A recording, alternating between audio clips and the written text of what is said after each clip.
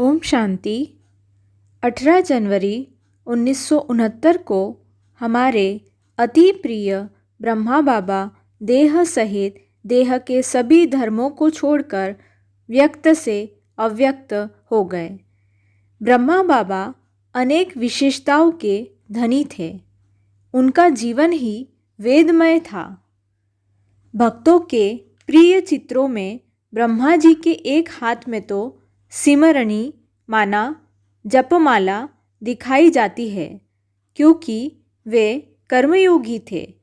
हाथ कार्य में होने पर भी उनके मन में प्रियतम प्रभु की याद निरंतर चलती रहती थी।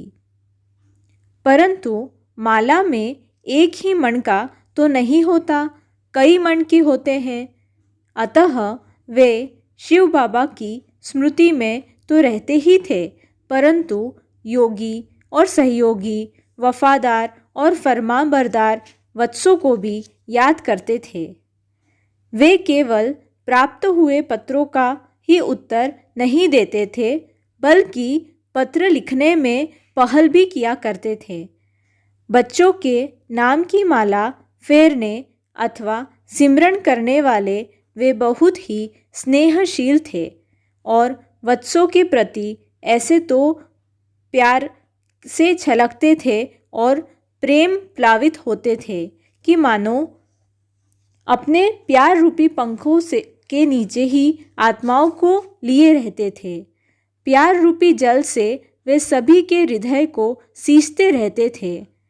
विवेक रूपी हंस पर वे आरूढ़ रहते थे, कभी भी सद्विवेक से नीचे नहीं उतरते थे।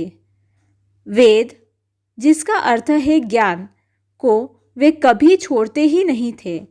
भाव यह है कि अज्ञानता या लौकिकता में लाने वाली बातें वे नहीं करते थे, बल्कि उनका जीवन ही वेदमय था, चाहे उसे कोई भी पढ़ ले। पंडित लोग तो पुस्तक पोथी पढ़कर उसे बंद करके उसको कपड़े में लपेटकर और लाल डोरे से बांधकर रख छोड़ते हैं और फिर अगले दिन दोबारा खोलकर पढ़ते हैं। वो तो कथा समाप्त होती है, सुनो वीर हनुमान, राम लक्ष्मण जानकी, सदा करे कल्याण कहकर कथा बंद कर देते हैं। परंतु ब्रह्मा बाबा द्वारा तो सृष्टि के आदि मध्य अंत की अमर कथा, कल्प कथा, सत्यनारायण की कथा सदा अमर भाव से चलती ही रहती थी। खांसी में भी उनका गला शिव जी के डमरू की ध्वनि सुनाकर अगम निगम के भेद खोलता था। वे विश्राम कर रहे हो तो उससे भी कुछ सीखने को मिलता था, गोया वे ज्ञान की धारणा का प्रदर्शन दे रहे हो।